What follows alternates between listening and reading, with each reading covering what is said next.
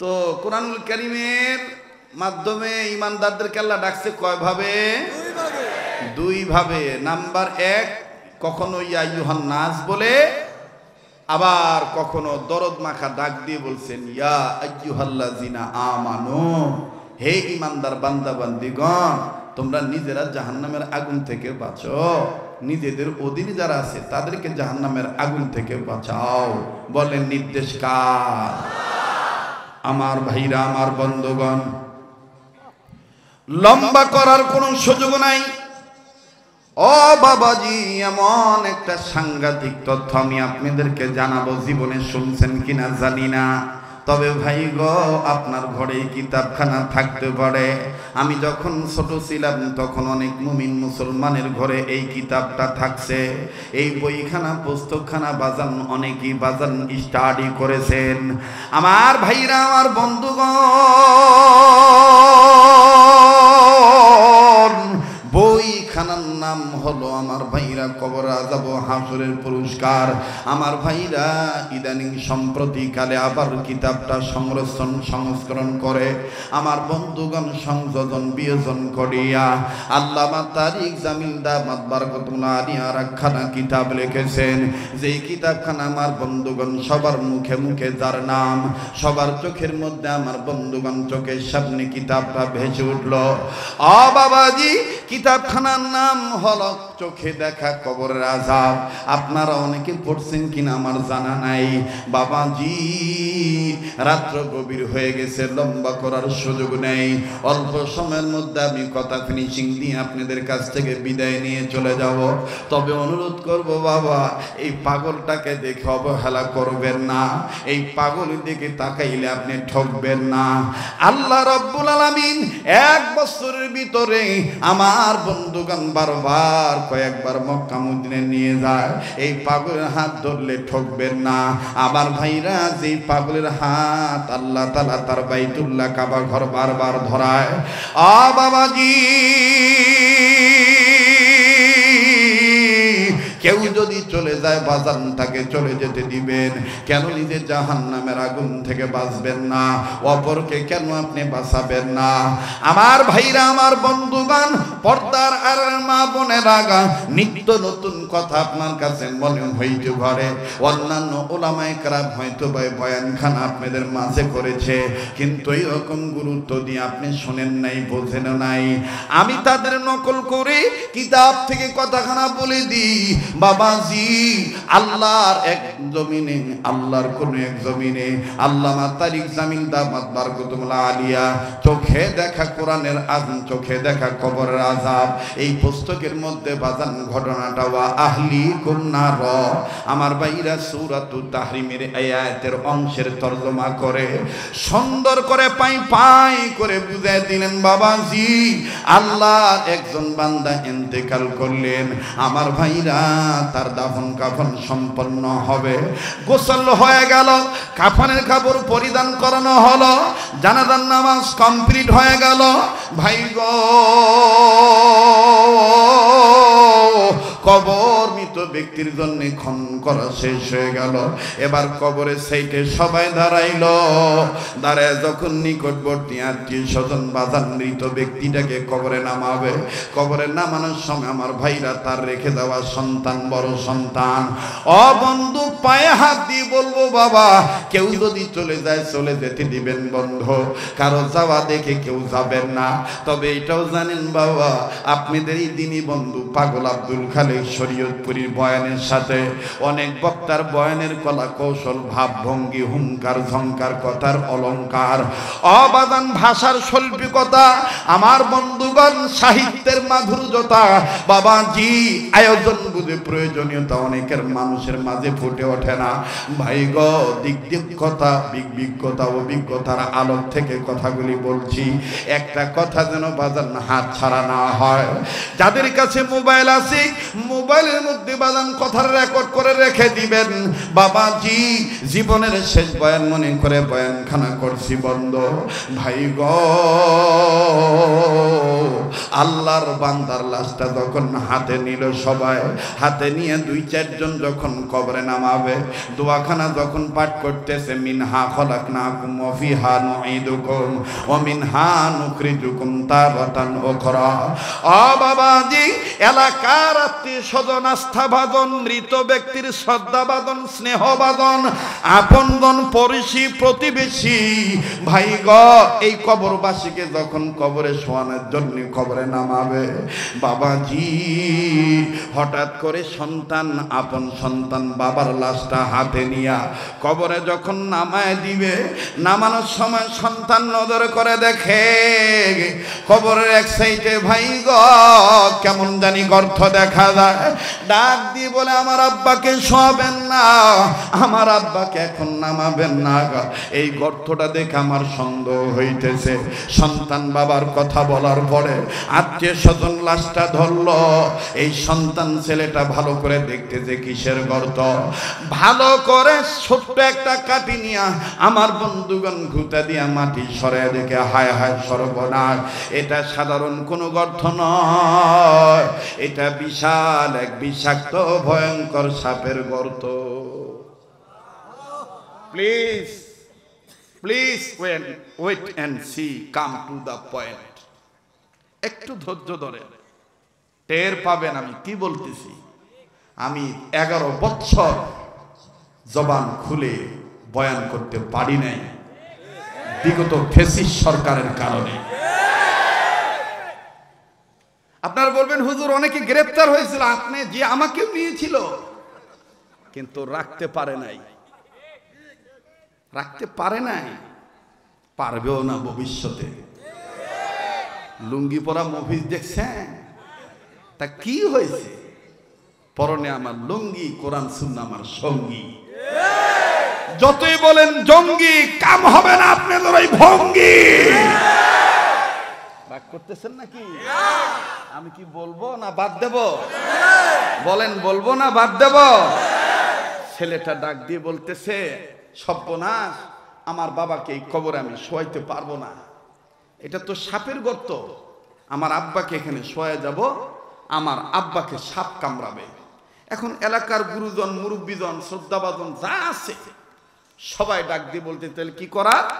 ছেলে বলতেছে, যেহেতু লাশের ওয়ারিশ আমি, আমার বাবাকে এখানে শোয়ানো যাবে না, আমার বাবার জন্য আলাদা একটা কবর খনন করা হোক। এলাকার মানুষ বলল, এ ভাই আপনারা কথা বলেন না তো, ওয়াজ করতেছে আমি, হ্যাঁ কয় সাউন্ড বাড়ায় দেন। কানের মধ্যে কি নিয়ে আইছো? তোমার সাথে তো তোমার ভাবি ভালো আছে। এই তুই বাতাস কি তোরই খাস না আমার করো?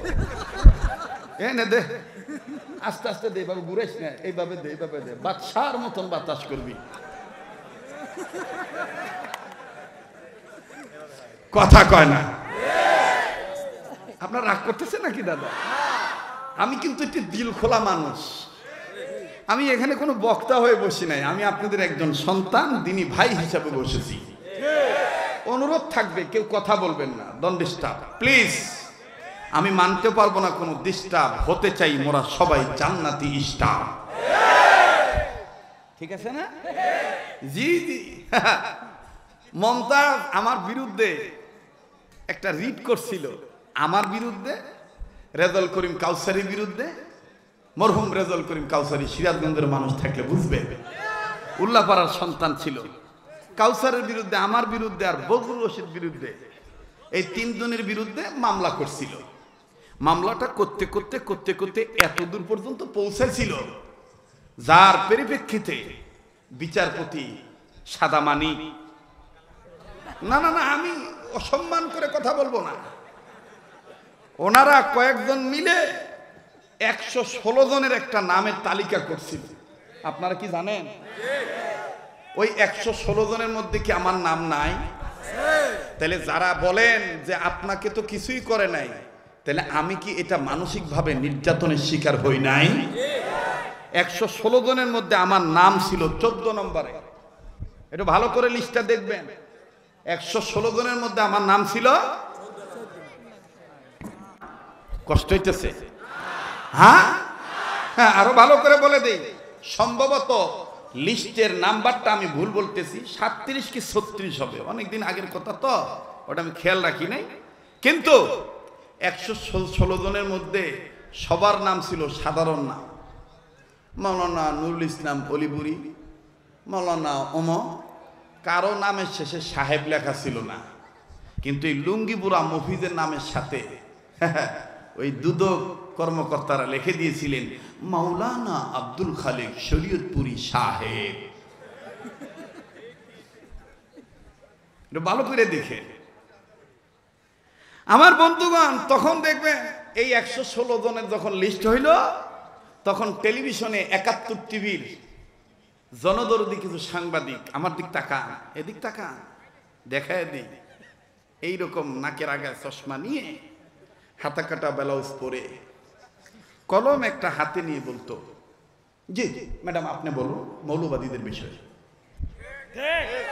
তখন ওই সাইড থেকে মৌলবাদী আখ্যায়িত করে ওলামাদের বিদ্বেষ হয়ে কথাগুলি বলতো। আর এই খবরটা আবার রাত 8টা, 9টা, 10টা, 11টা সারাদিনের খবরে সাংবাদিকদের ভাষায় তখন বলতো, দেশটা মনে হয় জঙ্গিবাদদের, মৌলবাদীদের কারণে রসাতলে চলে যাচ্ছে। সংবাদটি প্রচার করা হচ্ছে স্বাধীনতার মুক্তিকামী জনগণের পক্ষের টেলিভিশন থেকে।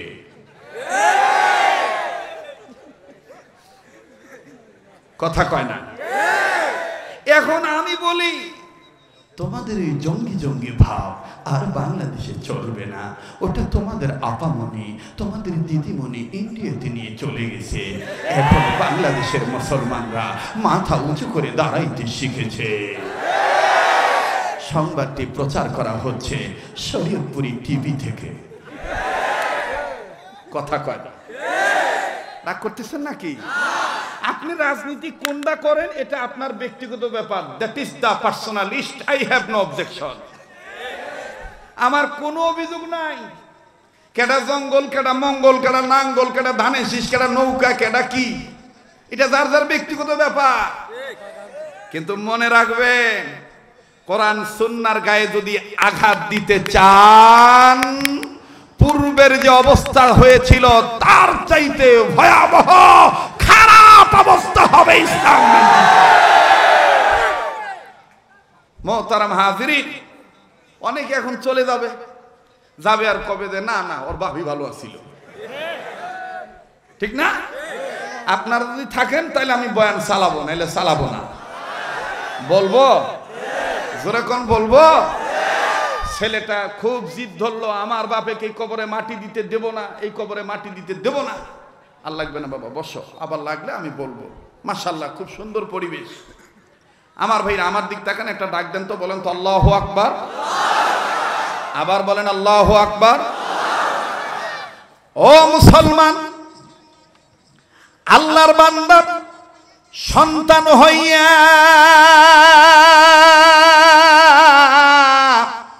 বলিলেন যখন কাঁদিয়া কাঁদিয়া যে আমার বাবাকে কবরে দেব না রাখিয়া, এই বাবাকে অন্য জায়গায় নাও সরাইয়া, বাবার জন্য নাও না নতুন করে কবর খনন করিয়া। ভাই গ, দ্বিতীয় নাম্বার কবর যখন খনন করা হলো, আমার ভাইরা চোখে দেখা কবর আযাবের কিতাব থেকে বলছি নিঃসন্দেহ হাদিসের ঘটনা। বাবাজি, আমার ভাইরা রে, গভীর মনোযোগী হয়ে শুনবেন, কোনো দিকে কোনো নজর নাই। আর বান্দার কথার অনুপাতে যখন দ্বিতীয় কবর খনন করা হলো, দ্বিতীয় কবর কমপ্লিট হয়ে গেল। এইবার মৃত ব্যক্তি যখন কবরে নামাবে, এই সন্তান যখন আমার বন্ধুগণ বাবাকে নামানোর সময় মিনহা খলাকনাকুম ওয়া ফিহা নুঈদুকুম ওয়া মিনহা নুখরিজুকুম তারাতান উখরা বলে, আবার যখন দেখবি দিক ছোটাছুটি করে নয়, একবারে নজর করে কবরের চতুর্পাশে যখন আমার বন্ধুগণ চেক করতেছে এই কবরে কোনো সমস্যা আছে কিনা। এইবার বাবার লাশ নামানোর সময় নজর করে দেখতেছি ওই কবরতে ছিল একটা গর্ত, কিন্তু এই কবরে দেখা যায় দুইটা গর্ত। ছেলেটা ডাক দিয়ে বলতেছেন, ওগো আমার আত্মীয় স্বজন, আমার শ্রদ্ধাভাজন ব্যক্তিবর্গ, এলাকার গুণীজন, আপনারা আল্লাহর রাস্তায় আমার বাবার লাশটাই কবরে নামায়েন না, আমি একটু দেখি এই কবরের মধ্যে কেন আরো দুইটা গর্ত দেখা যায়। ছেলেটা ভালো করে চেক করলো, চেক করে দেখা যায় বাবা ওই কবরে তো কি ভয়ঙ্কর সাপ দেখেছি। আমার বন্ধুগণ এই কবরে আরো দুই গর্তে আরো ভয়ঙ্কর সাপ দেখা যায়। বন্ধু, ছেলেটার নজর করে দেখতে পাইল বাবার লাশ যখন কবরে নামাবে, আমার বন্ধুগণ সাপ ফুস করে মাথা বের করে, আমার ভাইরা ফুসফাস করে। ছেলেটা ডাক দিয়ে কয়, সর্বনাশ সর্বনাশ, আমার বাবার ক্লাসটাই কবরও নামানো যাবে না। এলাকার গুণীজন আলেম ওলামাগণ ডাক দিয়ে বলে, হায় হায়, কি এমন অপরাধ করেছে এই পিতা, হারি পিতারই আযাব, পিতার গুনার কারণে বাস্তবিকে তার কবরে আযাব দেখা যাইতেছে, সাপ দেখা যাইতেছে। সন্তান কান্দার ডাক দিয়ে বললেন, হুজুর গো বেয়াদবি মাফ করবেন, কষ্ট হয়ে যাইতেছে, আপনারা ৩য় নম্বর আর একটা কবর খনন করেন। এবার ভাইরা লম্বা কথা সংক্ষেপ করে বলে দেই, ৩য় নম্বর কবর যখন খনন করা হইল, ৩য় নম্বর কবর যখন বাবার লাশ সন্তান রাখবে, আবার অনুরোধ করে বলতেছি মিডিয়ার ভাইরা নড়াচড়া করবেন না, দিলের অন্তরের মধ্যে কথাগুলো ভিডিও করেন। জীবনে শেষ বয়ান মনে করে বয়ান করছি, আমার জীবনে কোনোদিন আমি এই ওয়াজটা কোনো জায়গায় করি নাই। তবে বাজান গতকালকে শেরপুর জেলার মধ্যে আমি বয়ানটা ঝিনাইগাতি এলাকায় করেছি। বন্ধু, আজ আমি দ্বিতীয়বার আবার নতুন করে শোনাইতেছি, কেন আপনি জাহান্নামের আগুন থেকে নিজে বাঁচবেন না, অপরকে বাঁচাবেন না? ভাই গো, ৩য় নম্বর কবর খনন করে যখন বাবার লাশটা কবরে নামাবে, হায় হায়, এই ৩য় নম্বর কবরের মধ্যে আরো 5টা গর্ত বেশি দেখা যায়। তার মানে যেখানে কবর খনন করে সেখানে খালি সাপ আর সাপ। বাপরে বাপ, কত নাকি হবে ভয়ঙ্কর আযাব। কি করেছে তার পাপ, যেই পাপের মাসুল হলো সাপের ফুসফাস, ওরে কি যে সর্বনাশ। এই কবরের মধ্যে ভয়ঙ্কর আযাব। সন্তান কান্দার ডাক দিয়ে বলে, আল্লাহ, আমার বাবার লাশটা কি তাইলে কবরে রাখা যাবে না? ভাইজান, এলাকার মুরব্বীরা ডাক দিয়ে বলতেছে, বুঝতে পেরেছি। ওলামায়ে কেরামরা যোগ্য বুজুর্গ আলেমের কাছে গেল, বড় আলেমের কাছে যে বলতেছে, হযরত জি এই ঘটনা। হযরত বলতেছেন, মনে হয় তার কাছে পাওনা দাওনা কেউ পাবি, এই পাওনা দাওনা না পরিশোধ করার আগ পর্যন্ত তার কবর আযাব মাফ হবে না। আল্লাহ পাক স্বয়ং আল্লাহ নিজে কবর আযাব দিয়ে দিতেছে। আমার ভাইরা, সন্তান আর এই মাইয়াতের ছোট ভাই, মৃত ব্যক্তির আপন ছোট ভাই এলাকার মধ্যে মাইকিং করা শুরু করলো, আমার বাবার কাছ থেকে, আমার ভাইয়ের কাছ থেকে কেউ কিছু পাইবানি, পাইলে নিয়ে যাও, আমার ভাইকে তোমরা মাফ করে দাও, ভাইজানকে মাটি দিতে দাও, আর কেউ এরকম করিও না। কেউ যদি পেয়ে থাকো বলো, আমরা পরিশোধ করে দেব। ভাইরা, আমার পাওনা পরিশোধ করা হলো না, না সাবধান না। আমার বন্ধুগণ এইবার ডাক দিয়ে বলতেছে, সম্ভবত এই লোকটার গোসল ভুল হয়ে গেছে, কাপড়ের মধ্যে ভেজাল আছে, নতুন করে আবার গোসল করাও, আবার কাপড়ের কাপড় পড়াও, আবার জানাজার নামাজ পড়াও, সকলে মিলে কবরের মধ্যে রাখো। বাদান যখন এইরকম মাসআলা হুজুররা আঙ্গর নাতিরা ঠিক মতন কলেজে যাবার পারে না, তখন নাতিন করে না করছে কারা, ঢাকা দিনই ডাইকার চলবার পারে না, তোর নাতিন রাখ হইলা চলে কে? কথা কয় না, যে যুবকরা কথা কবি না, ওন্না দেওয়ার কথা মাথায়, ওন্না মাথায় না দিয়া ওন্না দিয়ে দিয়ে গলায়, কথা কয় না। আমি পরিষ্কার কণ্ঠে বলতে চাই, এই সমাজে ইফতিজিং এর অবশ্যই বিচার হওয়া দরকার, যারা ইফতিজার তাদের বিচার করা দরকার, কিন্তু নারী নির্যাতনের দোহাই যে বিচারগুলা করেন আপনারা, নারী নির্যাতনের পাশাপাশি যেই এলাকায়, যেই রাস্তায়, যেই ঘরে, যেই সমাজে, যেই পরিবারে পুরুষ নির্যাতিত হইতেছে তাদের পক্ষ একটু বিচার কইরে। খালি নারী নির্যাতনের বিচার কই না, পুরুষ নির্যাতনেরও বিচার কইরে। রাগ করতেছে যুবকরা, চলবো না? কথা কয় না, চলবো না। আল্লাহ আমাদেরকে সহিবুল দান করেন। আবার কনা আমিন, আর একবার কনা আমিন। তো এলাকার মুরব্বীরা ডাক দেখে, হুজুর গো কথা বাদ দিয়া এ বুড়ার কথা হনুস কা? হুজুর রাখো যে মাটি দিবা, তোদের মাটি দা তোর বাবারা। আমার ভাইরা বুড়া ডাক দিয়া কয়, তোমার ইচ্ছা, তোমার ইচ্ছা, তুমি যদি তাদের কথায় তোমার বাপের মাটি দাও দাও, আমার কিচ্ছু করার নাই। এবার মুরব্বীর কথার প্রত্যুত্তরে ডাক দিয়ে বলতেছে, এই যে হুজুররা, এই যে মুরব্বীরা, বাবা আমার বাপকে আমি কার কথায় কোথায় ভালোভাবে মাটি দিব দায়িত্ব আমার। কথা কন, এখানে কোনো মাতব্বরি পোদ্দারি বাহাদুরি চলবো না। আমি এই বাপের কেমনে সাপের মুখে দিয়ে দিই, যেই বাপ আমারে মশা কামড়াইলে দৌড়ে যে দোকান থেকে কয়েল কিনাই না দিছে, যেই বাপ আমার মায়ের বকা দিছে, ঝাড়ি দিছে, যে আমার পোলা ঘুমাইতেছে, মাইয়া ঘুমাইতেছে, মশারি টানে দিবার পারস না।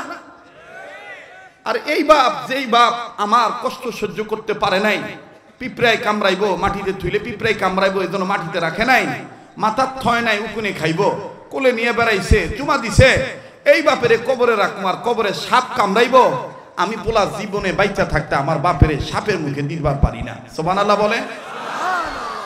মুসলমান ভাইরা আমার, বন্ধুগণ, অনেক কথা বলে দিয়েছি। ও বাবাজি, আহলিকুম নার ওয়া আহলিকুম নার, নিজে জাহান্নামের আগুন থেকে বাঁচবো, অপরকে বাঁচাবো। অনুরোধ করবো বাঁচান, এদিক সেদিক নজর দিবেন না। বাইরে কোন বাবার জন্য তুমি একটু মোনাজাত করে যাইতে পারবা না? বাবাজি, বক্তা দেখা তোমার মাকসাদ নয়, বক্তার ওয়াজ শোনা তোমার মাকসাদ নয়, আমলের কথা তোমার মাকসাদ। আরে ভাইয়া, মাওলানা জমিরউদ্দিন রহমতুল্লাহ নামে একজন আলেম ছিলেন, হাটাজারি মাদ্রাসার একজন প্রবীণ মুরব্বী ছিলেন। এই প্রবীণ মুরব্বী তার কিতাবের মধ্যে লিখে দিয়েছেন, সন্তানেরা শোনো, মুসলমানের ছেলে মেয়েরা শোনো, তোমরা যদি আলেম না হও, তোমাদের যদি ইলম না থাকে, তোমরা কিছু জানো না, কিছুই জানো না। যদি তোমরা শুদ্ধভাবে একবার লা ইলাহা ইল্লাল্লাহু মুহাম্মাদুর রাসূলুল্লাহ এই কালেমা শরীফ খানা পাঠ করতে পারো, বাবার পাশে দাঁড়াইয়া, মৃত বাপ মার কবরের পাশে দাঁড়াইয়া, অথবা পৃথিবীর যে প্রান্তে থেকে ছেলে মেয়ে হইয়া মরা মা বাবার জন্য যদি কালেমা শরীফ পাঠ করে একবার, আমার আল্লাহ ছেলে মেয়ের কালেমা শরীফ পাঠের দরুন বাবা মার কবর আযাব মাফ করে দিবে। আরো জোরে জোরে বলেন না সুবহানাল্লাহ। ভাইয়া, কোন বাবার জন্য তুমি দোয়া করবা না? কোন বাবার জন্য তুমি একটু খতম করবা না? কোন বাবার জন্য তুমি দান সদকা করবা না?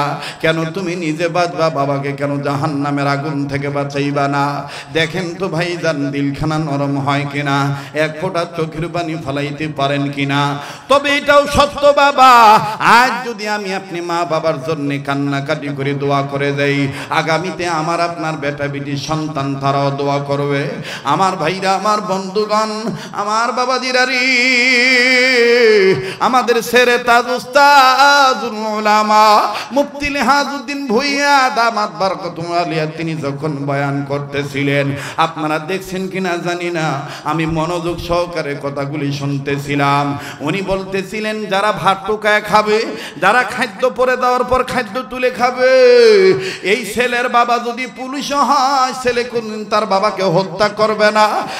বাবাজি, আমার একটা সন্তান আছে, মাত্র 10 বছর বয়স। দোয়া করবেন বন্ধু, বাবাজি এখনো ঘরের মধ্যে যদি খাদ্য পড়ে যায়, আমার এই ছেলেটা, আমার বন্ধুগণ খাদ্যটা দস্তরখানা থেকে উঠাইয়া, আমার বন্ধুগণ সুন্দর করে ডাইন হাতের তালুতে নিয়া আস্তে করে মুখের মধ্যে দিয়া খেয়ে ফেলে। অথচ আমার ভাইরা দেখা যায়, আমার বোনের মেয়ে, আমার বোনের ছেলে তার সাথে বসে, তারা বলে সি সি, এইভাবে তুমি পরন্ত ভাত উঠাইয়া খাও। ছেলেটা কান্না কান্না ভাব নিয়ে বলে, আব্বু বয়ানে বলছে এবং আব্বুর উস্তাদও বয়ানে বলেছে, আমার উস্তাদও আমাকে শিখাইছে, পরে দেওয়া ভাত, পরে দেওয়া খাদ্য উঠাইয়া খাবে যারা, রোজ হাসরে নবীর সুপারিশ পাবে তারা। আরো জোরে জোরে বলেন না সুবহানাল্লাহ।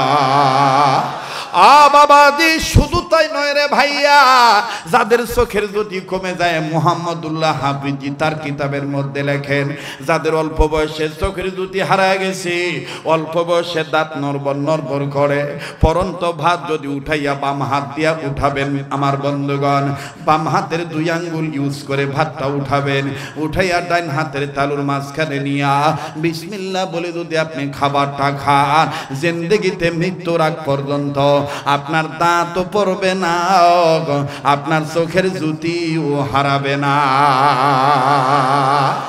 ইসলামের আদর্শের মধ্যে, ইসলামের সুন্নাহর মধ্যে ও বাবাজি এত কিছু প্রেসক্রিপশন আছে বাবাজি। ইদানিং কালে বাজান হাই প্রেসার লো প্রেসারের রোগী বের হয়ে গেছে, রোগী বেড়ে গেছে বাজান, তাদের জন্য একটা ঔষধ আমি বলে দেই আমার ভাইরা, আমার বন্ধুগণ। হাকিমুল উম্মত মুজাদ্দিদুল মিল্লাত মাওলানা আশরাফ আলী থানভী রহমাতুল্লাহি আলাইহি আজাল্লা খলিফা, আমাদের দাদা হুজুর হারদি হযরত শাহ আবরুল হক রহমাতুল্লাহি আলাইহি, ওনার আবার আজাল্লা খলিফা। আমার ভাইরা, আমাদের অনেকের যিনি উস্তাদুল উলামা ফকিহুল মিল্লাত মুফতি আব্দুর রহমান রহমাতুল্লাহি আলাইহি বসুন্ধরার হযরত, তিনি তার কিতাবের মধ্যে লিখেছেন, বিশ্বাস না হইলে বর্তমান বসুন্ধরা মাদ্রাসায় বাজান একজন হুজুর আছে যাকে বলা হয় বাসখালীর হুজুর মুফতি সোহাইল আহমদ দামাত বারাকাতুল আলিয়া, ওনার কাছে জিজ্ঞেস করে দেখবেন। ও বাবাজি, ফকিহুল মিল্লাত মুফতি আব্দুর রহমান রহমাতুল্লাহ আলাইহি কিতাবের মধ্যে লিখছেন, মুসলিম নর নারী যাদের হাই প্রেসার লো প্রেসার আছে, প্রেসার কন্ট্রোলে থাকে না, ওযু শেষ হওয়ার পরেই তো আল্লাহ পাকের নবী প্রেসারের ঔষধ দিয়ে দিয়েছে। বলবেন হুজুর সেই প্রেসারের ওষুধ কি? কষ্ট হইতেছে নাকি? হ্যাঁ, প্রেসারের ওষুধটা কি? আমার দিক তাকান। ওযু শেষ হওয়ার পরে বাবাজি অনেকের কিন্তু বাজান হাতের পানি না থাকলেও, হাত ভিজা না থাকলেও বাজান হাত কিন্তু ঠান্ডা থাকে। ওযু যখন শেষ হয়ে যাবে, এই ভিজা ঠান্ডা হাত দিয়া ডান দিকের ডান কাঁধে বিসমিল্লাহ বিসমিল্লাহ বিসমিল্লাহ সুবহানাল্লাহ সুবহানাল্লাহ এইভাবে বলে বলে ডান দিকে 5 বার, বাম দিকে 5 বার, যদি হাতের উল্টা পিঠের আঙ্গুলের পিঠ দিয়া 5 বার করে 10 বার যদি নিচের দিকে টান দেয়, এই আমলটা যারা করবে মৃত্যুর আগ পর্যন্তই মুসলিম নর নারীর কোনো দিন প্রেসার আপ ডাউন করবে না। সুবহানাল্লাহ কইলেন না? অজগবি খালি একটু মাথাটা ঘুরাইলে তেতুল নাই, তেতুল নাই। যদি খালি ঘাম বাইরা তন্টাক দেখে গরু গোস্ত কাম না, এগুলো বাদ দিয়া ওযু করা। মুমিনদের জন্য শেফা হলো ওযু। ওযু হলো সবচেয়ে বড় অস্ত্র। মুমিনদের জন্য ঔষধ হলো কোরআন। কথা বলেন ঠিক কিনা? আমার ভাইরা, আমার বন্ধুরা, এইবার সন্তান কান্দে আর ডাক দিয়ে বলে আমার বাবা নাই, এই বাবাকে আমি সাপের মুখে রাখতে পারবো না। ভাই গো, যাদের বাবা নাই তাদের মতন বড় ভাবি আর কেউ নেই। দেখেন তো দেখি দিলখানা নরম হয় কিনা। আবারও বলি, কেউ চলে গেলে চলে যেতে দিবেন বন্ধ, কারো যাওয়া দেখে কেউ যাবেন না। জীবনের শেষ বয়ান মনে করে বয়ান করছি, তবে ঘাবড়াবেন না বাবা, আমি আর অল্প 15 থেকে 20 মিনিটের মধ্যে কথা ফিনিশিং দিয়ে বিদায় নিয়ে চলে যাব। কেননা আগামীকালকে আমার বহু দূরে প্রোগ্রাম, রংপুর জেলার বদরগঞ্জ থানা। আমার বন্ধুগণ, সেই রংপুর বৃহত্তম রংপুর জেলায় যাইতে হবে, আবার জুম্মার নামাজের ব্যস্ততা আছে। এজন্য বাজান শর্টকাট করে আমি কথাটা আপনাদের বলে দিতেছি বন্ধু। দুনিয়ায় যাদের বাবা নাই তাদের মতন বড় দুঃখী বড় অভাবী আর কেউ নেই। ভাই গো, দাঁত থাকতে দাঁতের মর্ম বোঝা যায় না, দাঁত পড়িয়া গেলে বোঝা যায় দাঁতের কি মর্ম ছিল। আজ তোমার আমার বাবা বেঁচে আছে, তাই তুমি আমি বাপের ঘুরিয়া কয়া গালি দিই। তোমার আমার মা বেঁচে আছে, মায়ের কদর করি না বুড়ি বলে গালি দেয়। বাবাজি, এই মা বাপ যাদের দুনিয়া নাই তাদের কাছে যাইয়া জিজ্ঞাসা করে দেখেন তাদের কত বড় নিয়ামত নাই। এই হাজী আলমাস মাদ্রাসায়, হাফিজিয়া মাদ্রাসায়, এতিমখানায় অনেক ছোট্ট ছোট্ট ছাত্র আছে বাজান, হয়তো বা থাকতে পারে তাদের বাবা নাই। বাবাজি, এই এতিম ছাত্রের সাথে আপনি মিশে দেখবেন তাদের মনে বাপ হারা কত বড় বেদনা তারা লালন পালন করে। আমি আমার জীবনের বাস্তব ঘটনা বলি বন্ধু। নিজ মাদ্রাসার বারান্দায় আসর নামাজ পড়ে, খেয়াল করবেন বাবা, আসর নামাজ পড়ার পর আমি বারান্দায় দাঁড়াইয়া মাদ্রাসার ছাত্রদের খেলা দেখতেছি, বড্ড ভালো লাগতেছিল। বাবাজি, হঠাৎ করে নজর করে দেখি মাদ্রাসার গেটের বাইরে একজন বাবা হাতে কয়েকটা ব্যাগ নিয়ে দাঁড়ায় আছে। ব্যাগের মধ্যে বাজান আপেল, কমলা, নানান ধরনের ফল ফ্রুট দেখা যায়, আবার চানাচুর বিস্কিটের প্যাকেটও দেখা যায়। ও বাবাজি, ভিতর দিকে উকি ঝুঁকি মারে, আমার পোলায় কই, আমার ছেলে কই, আমি চিনি না, জানতাম না এটা কোন ছাত্রের বাবা। একটু লক্ষ্য করবেন রে বন্ধু আমার ভাইরা, বাবা যখন সন্তানের জন্য উকি ঝুঁকি মারে, বাবা সন্তানকে দেখার আগেই ছেলে বাবাকে দেখে ফেলল। হঠাৎ করে 5-7 জন ছাত্রের মধ্যে ও বন্ধুরে একজন ছাত্র খেলা বন্ধ করে দিল বাবা। আমি তার নজর করে দেখতে পাইলাম তার গায়ে ঘামের গেঞ্জিতে, ঘামের পানিতে গেঞ্জি ভিজে গেছে, হাতা কাটা গেঞ্জি, হাফ হাতা গেঞ্জি বাজান পড়ে আছে, ঘামের পানিতে তার গেঞ্জি ভিজে গেছে, আর বিভিন্ন জায়গায় অঙ্গ প্রত্যঙ্গে ধুলাবালি জর্জরিত ময়লা কাপড় চোপড়। হঠাৎ করে যখন টুপি সোজা করে, খেলাধুলা বাদ দিয়ে যখন ধুলাবালি ধরে, পাশের ছাত্র ডাক দিয়ে কয়, ভাইয়া তুমি কি আর খেলবা না? ছেলেটা কান্না কান্না বাপ নিয়ে ডাক দিয়ে বলে, আমি আর আজকে খেলবো না। ওই যে আমার আব্বা আসি, আমি আমার আব্বার কাছে যাব, বহুদিন পরে আমার বাবা আসছে, আমি বাবার কাছে যাব। লক্ষ্য করে শুনবেন বন্ধু, দেখেন আহারে কার বাবা নাই। এই বাপ বা বাবার দিকে যখন হন হন করে ছুটে চললো সন্তান, ছোট্ট ছেলে যখন ও বাবা দিয়ে হন হন করে দৌড় মারলো, বাবার দিকে নজর করে দেখতে পাইলাম বাবা ঘামের পানির ভিঞ্জিতে ভিজা গেঞ্জি ঘৃণা করলো না, ময়লা শরীর ঘৃণা করলো না, হাতের ব্যাগগুলি নিচে ধুইয়া 2 হাত বাড়ায় দিয়া ডাক দিয়ে কয়, আয় আয় বেটা আমার বুকে আয়। সন্তান কাছে যাইয়া সালাম দিয়া ডাক দিয়ে কয়, আব্বা গো তুমি কেমন আছো? আম্মু কেমন আছে? ভাইয়া আপু কেমন আছে? বাবা ও সন্তানটাকে আমার বন্ধুগণ ঘৃণা না করে কপালে একটা চুমা দিয়ে বলে, বাবা সবাই ভালো আছে। আব্বু আব্বু বলে বাপ বেটার আদর দৃশ্য আমার খুব ভালো লাগতেছিল। কিন্তু বাদান আল্লাহর কসম করে বলি, করুণ একটা চিত্র আমার নজরে ধরা পড়লো। যেই বারান্দায় দাঁড়ায় বাপ বেটার আদর দৃশ্য দেখতেছিলাম, ওই একই বারান্দায় আমার থেকে কয়েক গজ দূরে 11-12 বছরের একটা ছেলে বারান্দার গিলিল ধরে চোখের জলে বুক ভাসায় কান্দে, আর বুবার মতন গুনগুন করে নিজে নিজেই বাপের আদর দেখা ডাক দিয়ে কয়, আমারও আব্বু ছিল, আমারও বাবা ছিল, আজকে বুঝি আর আমার বাবা আসবে না। আমারও বাবা ছিল, আমার বাবা বুঝি আর আসবে না। আল্লাহ আমার আব্বুকে আর আসবে না, আমি কি আমার আব্বুর আর আদর পাবো না? আমার বন্ধুগণ ছেলেটার কান্নাটা হৃদয়ে রেখাপাত করলো, কেমন জানি মুতাআসসার হয়ে গেল, প্রভাব বিস্তার করলো। ও বন্ধু, নিজেরে নিজে ঠিক না রাখতে পেরে আস্তে আস্তে চলে গেলাম, যাইয়া বাচ্চাটার কাঁধে হাত দিয়া চোখের পানি মুছাই দিয়া বললাম, বাবা তুমি কান্দো কেন? তোমার কি আব্বু নাই? ছেলেটা কান্দার ডাক দিয়ে কয়, হুজুর তুমি একদিন বাড়িতে না থাকলে কেমন জানি বাড়িটা কানা কানা লাগে। আমি ডাক দিয়ে কইলাম, তোমার আব্বু তো চিরদিন থাকবে না। মেয়েটা ডাক দিয়ে কয়, তোমার না বলছি তুমি মরণের কথা বলবা না, তুমি মরিয়া গেলে আমি কারে আব্বু বলিয়া ডাকবো? আমি কিন্তু তোমার অপেক্ষায় থাকবো, আজকে তুমি আমার সাথে দেখা কইরা তার উপরে তুমি রংপুরে যাইবা। ভাই আমি বললাম ঠিক আছে আমি আসবো, কিন্তু বাদান মনের মধ্যে একটা চিন্তা ঢুকে গেছি, এই যে আমার মেয়ে, এই যে আমার ছেলে আমার অপেক্ষায় থাকবে, আব্বু আসবে, আব্বুর চেহারা দেখবো, আব্বুর আদর নেব।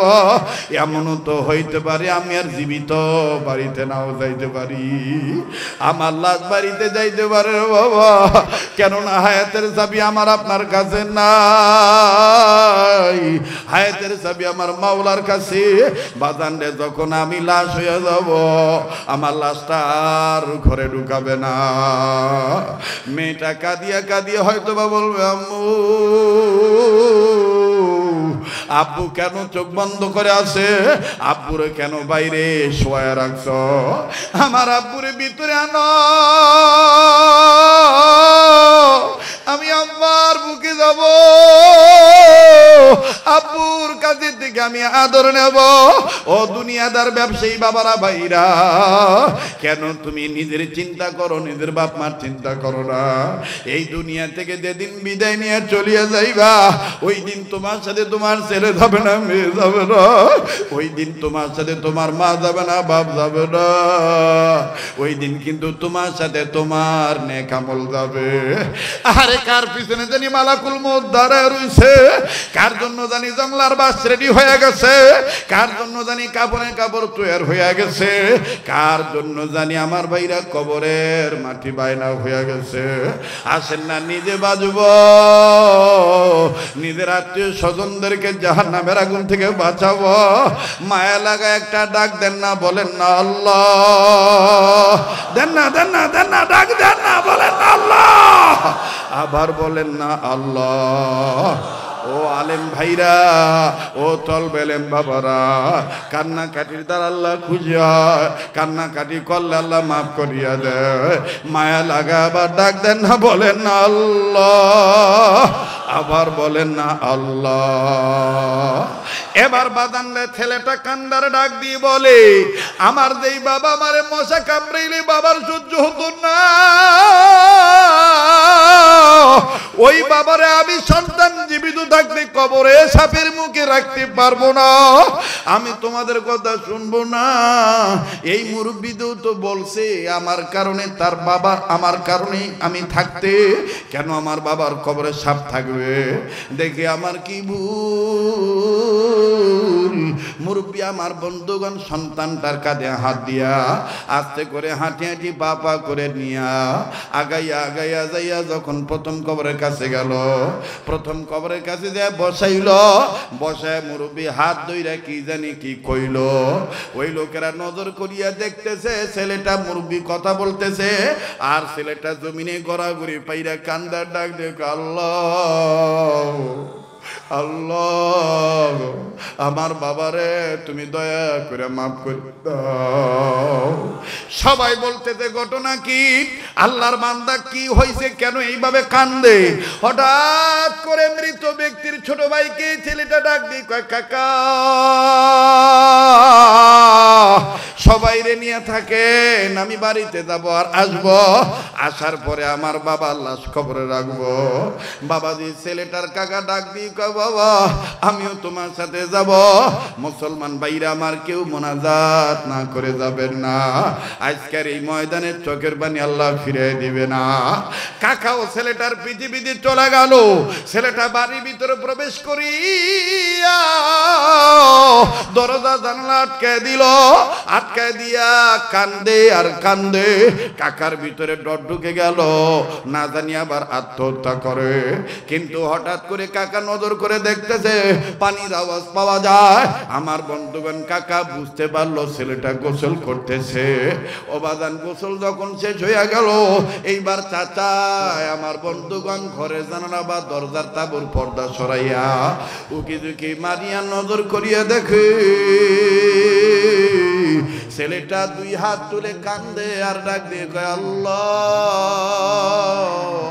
বাবার কারণে পোলারে তুমি এইভাবে ধরবা, আবার ছেলের কারণে বাপরে তুমি এইভাবে মারবা। আগে বুঝি নাই আল্লাহ, এই জন্যই তো তুমি বলছো কু আনফুসাকুম ওয়া আহলিকুম নার। আল্লাহ আমি বুঝি নাই, আমারে কেউ বুঝায় নাই। আমার ভাইরা কাকা ডাক দিয়ে কয় সর্বনাশ, আমার বাতিরা কি এমন গুনাহ করছে যেই গুনার কারণে তার বাবার কবরে এইভাবে সাপ দেখা দিছে। বাইরে কেউ কারো দিকে না তাকাই নিজের চিন্তা নিজে করি। মান আরাফা নাফসাহু ফাকাদ আরাফা রাব্বাহু, যে নিজের চিনলো সে আমার আল্লাহরে চিনলো। যদি আপন আপন অন্তরে গুনাহ থাকে, গুনাহ মাপ পাওয়ার জন্য গভীর রজনীতে ডাক দেন না, বলেন না আল্লাহ। এবার ছেলেটা এমন ডাকাডাকি শুরু করলো, আমার ভাইরা কাকা বুঝতে পারতেছে ছেলের চিৎকারের কারণে, বাতিদার চিৎকারের কারণে দরজাও নড়ে, জানালাও নড়ে, এমনকি ঘরের চালও পর্যন্ত নড়ানড়ি করে। এমন ভাবে তার তওবা কবুল হয়ে গেছে। বাবাজি এইবার ছেলেটা ঘর থেকে বের হইল।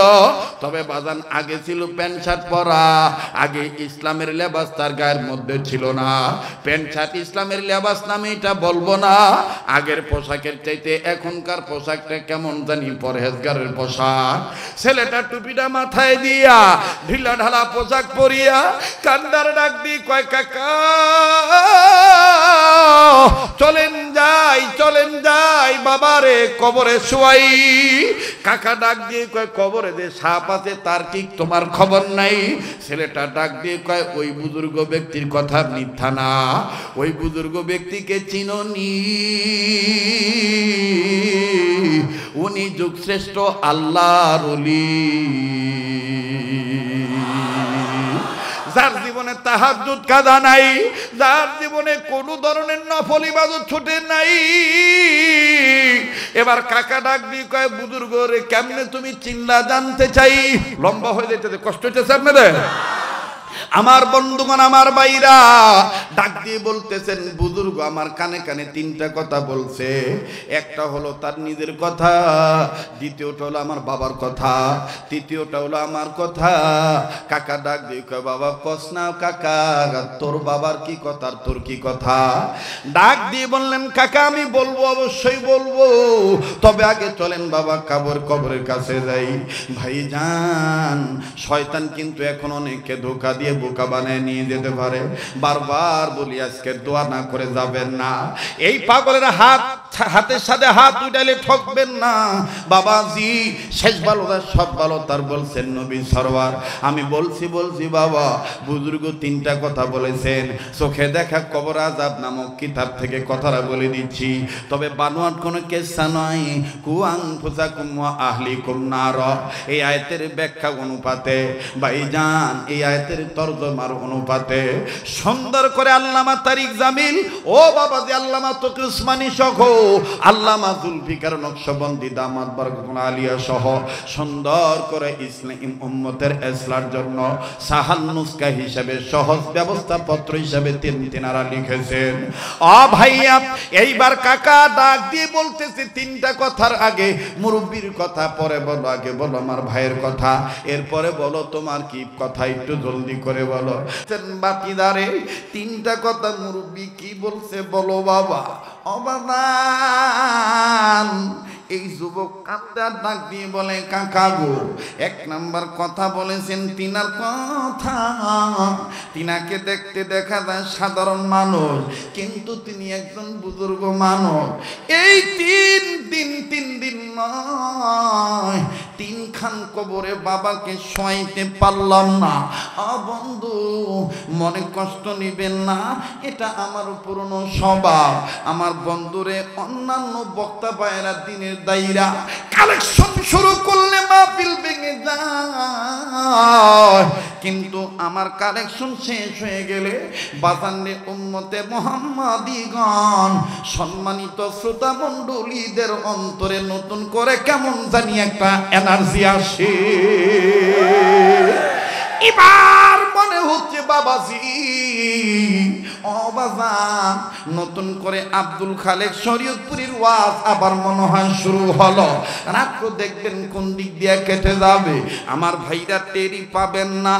বন্ধুরে বাইজান, পর্দার অন্তরের মা বোনেরা, এইবার কাকা ডাক দিয়ে বলতেছেন বাতিজা নাম্বার 1 ওই মুরব্বী কি বলেছে খুলে বলো।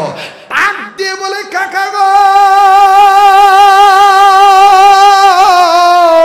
তিনি বলেছেন তিনি আমার বাবাকে 3 দিন 3টা রাত স্বপ্ন দেখছে। ওই স্বপ্নের মাধ্যমে আমার বাবা নাকি তিনাকে বলেছে তোমার কথা আমার সন্তান শুনবে।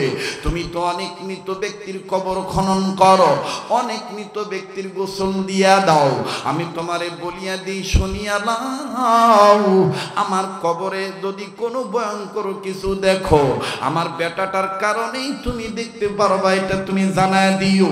আমার সন্তানের কারণেই সমাজবাসী দেখবে। আরে বাবাজি, ঘরে যারা আছেন গো, দোকানে যারা আছে, একটু সময়ের জন্য ভাইজান, অনেক রাত তো অনেক জায়গায় ঘুমাবে, জীবনের শেষ বয়ান মনে করে বয়ান করছি, আগামীতে দুনিয়ায় নাও থাকতে পারি বন্ধু। এই জন্য আমার ওস্তাদ আমার গুরুজন বলেছে কোনদিন তুমি পাবলিক ঠকাইবা না। পাবলিক যখন চলে আসবে কোরআন সুন্নাহর বয়ান শোনার জন্য, তুমি আল্লাহকে খুঁজি করার জন্য তুমি সময় দিয়ে দিও, বরকত দিবে আল্লাহ, জনগণ করবে দোয়া, জোরে বলেন না আমিন। আরে বাবাজি, ডাক দিয়ে বললেন কাকা গো, এই মুরব্বী বলছে তোমার বাবাকে আমি 3 দিন স্বপ্ন দেখেছি, 3 রাত্র স্বপ্ন দেখেছি, তোমার বাবার 3টা কবরে সাপ দেখেছ। শোনো বেটা শোনো, আমি তোমার বাবাকে বলতে শুনেছি এই কবরে যত সাপ দেখা যাবে, যত নমুনা আযাব, এই সবই হলো আমার সন্তানের কামাই করা পাপ। আরে বেটা শুনে নাও, শুনে নাও, তাই জোরদা বিছানায় বলেছি তোমার মতন বেটা থাকতে কেন গো তোমার বাবার কবরে সাপ দেখা যায়, তোমার মতন সন্তানের কারণে গো কেন সাপ দেখা যায়, তুমি থাকতে কেন সাপ যায় না। এবার ডাক দিয়ে বললেন চাচাজি, মুরব্বী আমার বাবাকে স্বপ্ন দেখছে 3 দিন 3 রাত, আর কারণটা কি এটাও আমি আপনাদেরকে জানাইলাম। এবার শোনো চাচা আমার কথা, এবার আমাকেই মুরব্বী বলেছে তোমার চুলটা সুন্নত তরিকায় কাটা না, তোমার হাতে তুমি বালা পরেছো, পুরুষ লোক হইয়া তুমি কান সেদ্ধি করেছো, এরপরে তুমি এখনো নাপাক আছো, তুমি ঠিক মতন পেশাব করে পানি নাও না, পবিত্রতা তুমি অর্জন করো না, এই জন্য তোমার বাবার কবরে আযাব, তুমি নানা ধরনের গুনায় জর্জরিত, এই জন্য তোমার বাবাকে সাপ দংশন করতে চায়। এই হলো আমার কথা। বলে 3 নম্বর কথা কি? বলে 3 নম্বর কথা হলো এই মুরব্বী বলেছে আমি কেমনি উপায় পাই, কেমনি আমার বাবার কবরে আযাব বন্ধ হয়ে যাবে, সাপ চলে যাবে। মুরব্বী আমায় বলে দিয়েছে খালিদ দিলে তওবা করে আল্লাহকে বলে দাও, আল্লাহ আমি আর জীবনে নামাজ ছেড়ে দেব না, আমি আর দাড়িতে খুল লাগাবো না, আমি আর গুনাহ কবিরা করব না, আল্লাহ গো আমার কারণে তুমি আমার বাবারে আযাব দিও না। এইভাবে আমারে খালি দিনে তওবা করতে বলেছে। চাচা, আমার চাচা গো, যখন আমি দেখলাম আমার তওবা মনে হয় নাই, আমি দৌড়ে বাড়িতে গেলাম, দৌড়ে বাড়িতে যাইয়া আমি গোসল করলাম, উত্তম রূপে আমি ওযু বানাইলাম, 2 রাকাত সালাতুত তওবা নামাজ আমি আদায় করলাম, আর আল্লাহর কাছে আমি অন্তরের অন্তঃস্থল থেকে তওবা করে দোয়া করলাম। এখন আমার এই মুরব্বী বলেছে আমার তওবা যদি আল্লাহ কবুল করে, আমার বাবার কবর থেকে সাপ চলে যাবে দূরে, আমার বাবার কবরে আর এই সাপ আসবে না। ও কাকা,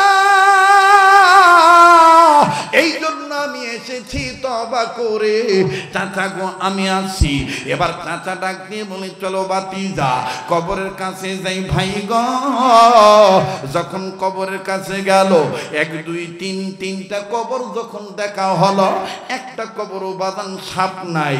যেই জায়গায় গর্ত ছিল প্রতিটি জায়গায় নতুন করে কেমন জানি গাছের জন্ম হয়েছে, তাও আবার যেমন তেমন গাছ নয়, তাজা গোলাপ ফুলের গাছ। কবর তিনটা সুগ্রানে পড়ে গেছে। চোখে দেখা কবর আযাব থেকে বাদান ঘটনাটা শুনাইলাম। এবার সন্তান যখন নামাইলো, বাবা না যখন কবরে নামায়, ওই এলাকার তৎকালীন সময়ের বুজুর্গ আলেম ডাক দিয়ে বলে এই ছেলেটার তওবার দরুন সে শুধু নিজে বাঁচে নাই, তার বাবার কবর আযাব একাই মাফ হয় নাই। আপনার এলাকার কোন কবরে কোনো আযাব নাই, এই ছেলের তওবা আমার আল্লাহ এমন ভাবে কবুল করেছে। আল্লাহ পাক এটাই বলেন, ইয়া আইয়ুহাল্লাযিনা আমানু কু আনফুসাকুম ওয়া আহলিকুম নার। ঈমানদার বান্দা বান্দীগণ, তোমরা নিজেরা জাহান্নামের আগুন থেকে বাঁচো, নিজেদের অধীনে যারা আছে তাদেরকেও জাহান্নামের আগুন থেকে বাঁচাও। এর সারমর্ম হলো হাকিমুল উম্মত মুজাদ্দিদুল মিল্লাহ আশরাফ আলী থানভী রাহমাতুল্লাহ আলাইহি বলেন, বাবাজি যেই বয়ানখানা করলাম এই রকম আদিবাদী বয়ান কোরআন হাদিস থেকে নিয়া আমি আবার নিজের পক্ষ থেকে বুজুর্গ আলেমদের পরামর্শ অনুযায়ী কিতাবখানা লিখেছি। কিতাবখানার নাম হলো মৃত মানুষ কথা বলে, যাকে আমার ভাইরা আঞ্চলিকতায় বলে মরা মানুষ কথা কয়। আদিবাদী তথ্যবাদান এই কিতাবটার মধ্যে আছে। যারা ওয়াজ নসিহত করেন, যারা বয়ান করেন গো আমার বন্ধুগণ, তাদের জন্য এই কিতাবটা বেশি উপকারী। এমন এমন নুসখা আছে, এমন এমন ঘটনা আছে, জীবন পরিবর্তন হয়ে যাবে। যারা প্রয়োজন মনে করবেন বন্ধ মোনাজাতের পর একখানা কিতাব নিয়ে যাবে। হ্যাঁ বাদান মনে করতে পারেন হুজুর গো মা বোনদের জন্য কি কোনো কিতাব লেখেন নাই? আরে বাবাজি, যেই মা স্বামীর খেদমত করতে চায় না, যেই মা সন্তানদেরকে ভালো করে দিন শিক্ষা দিয়ে লালন পালন করতে চায় না, এই মায়েদের জন্য বাদান আমি একখানা কিতাব লিখেছি। আমার নাম বাংলাদেশে লেখক হিসাবে গবেষক হিসাবে আছি। বই মেলা যতদিন চলছে চলবে, এই বই মেলা তো কিন্তু বাদান আমার এই বইগুলো পাবেন। আর বাবাজি ওই মা বোনদের জন্য বাদান একখানা কিতাব লিখেছি, সংকলন করেছি, জান্নাতি নারীর বৈশিষ্ট্য। এবার বলবেন হুজুর গো আমরা পুরুষ মানুষ দিন আনি দিন খাই, আমরা নবীর উম্মত হয়ে শেষ সময় পর্যন্ত বেঁচে থাকতে চাই। হুজুর আমাদের যেন মরণবেদী ক্যান্সার না হয়, আমাদের যেন কোনো বড় ধরনের রোগ না হয়, অভাব যেন না আসি, মরণ কানে যেন কালমা নসিব হয়। এই যে একটু আগে বলেছিলাম হাই প্রেসার লো প্রেসারের ওষুধের কথা, এরকম নানাবিধ বরকতি সুন্নতযুক্ত আমলের কথা দেওয়া আছে। বাবাজি জীবনে কোনোদিন জটিল কঠিন মহামারী মরণবেদী ক্যান্সার ভাইরাস আপনাকে ধরতে পারবেন, আপনার অভাব থাকবে না, মরণকালে আপনার কালেমা নসিব হবে। ও যুবক বন্ধু সকলেই মিলে এই সুন্নাতে রাসূল কিতাবটা নিয়ে যাবেন বাবা। তবে মাফ করবেন বন্ধু, এতগুলো মানুষ যত মানুষ আছেন সবার কাছে এই কিতাব পৌঁছে দেওয়ার সামর্থ্য মনে আমার হবে না। যারা নেওয়ার প্রয়োজন মনে করেন বাবা, পারিবারিক সদস্য হইয়া পারিবারিক কর্তা হইয়া একটা দিনের কিতাব নিয়ে যাবেন। প্রতিটি কিতাবের মূল্য 100 টাকা। আপনার 100 টাকায় আমার পক্ষ থেকে জনকল্যাণমুখী কাজ হবে, নিজ প্রতিষ্ঠানের লিল্লা বোর্ডিং এর চাউলের ব্যবস্থা হবে। কত টাকা পয়সা কত জায়গায় নষ্ট করেন গো বন্ধু। বাবা হইয়া মেয়ের জন্য একটা কিতাব নিয়ে যাবেন, ভাই হইয়া বোনের জন্য নিবেন, বোন হইয়া ভাইদের জন্য নিবেন।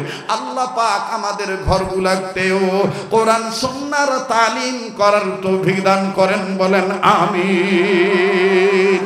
মুসলমান ভাইরা আমার বন্ধুগণ, এবার যখন বাবাজি যখন কবরটা নামানো হলো, লাশটা কবরে নামানো হলো, বুজুর্গ আলেম ডাক দিয়ে বলতেছেন তওবা করলে এইভাবে তওবা করা লাগবে। বলবেন হুজুর হুজুর এই বয়ান আপনি কিভাবে রেডি করলেন? আপনারা দেখেছেন মুফতি লিহাজউদ্দিন ভূঁইয়া সাহেব হুজুর যখন বয়ান করতেছিলেন মানতাবা, আমার ভাইরা যখন তওবার বয়ান করতেছিলেন, ওয়া আমানা আমিলা এভাবে যখন বয়ান করতেছিলেন, আর মুহাম্মদুল্লাহ হাফিজের নাম নিয়েছেন, উনি যেই তরিকার লোক আমিও কিন্তু সেই তরিকার লোক। আমি জায়গায় বসে সিদ্ধান্ত নিলাম, বড় হুজুর যেইভাবে বয়ান করলো, গ্রামের প্রবাদ আছে, আগের নাও যেইভাবে যাও পাশের নাও সেইভাবেই যায়। কথা কোন ঠিক কিনা? বলে আমাদের কথা একটাই, আমরা জাহান্নামের আগুন থেকে নিজেরা বাঁচবো, অপরকে বাঁচাবো উম্মতের আলেমদের পরামর্শ থেকে। কথা বলেন ঠিক কিনা? আর এই পরামর্শ গ্রহণ করলে লাগবে কি? হয় আলেম হওয়া, নতুবা আলেমের ছাত্র হওয়া, নতুবা আলেমের কথা শোনা, নতুবা আলেমদেরকে মহব্বত করা। পারবো তো ইনশাআল্লাহ? আল্লাহ তাআলা আমাদের সবাইকে কবুল করেন, বলেন আমিন।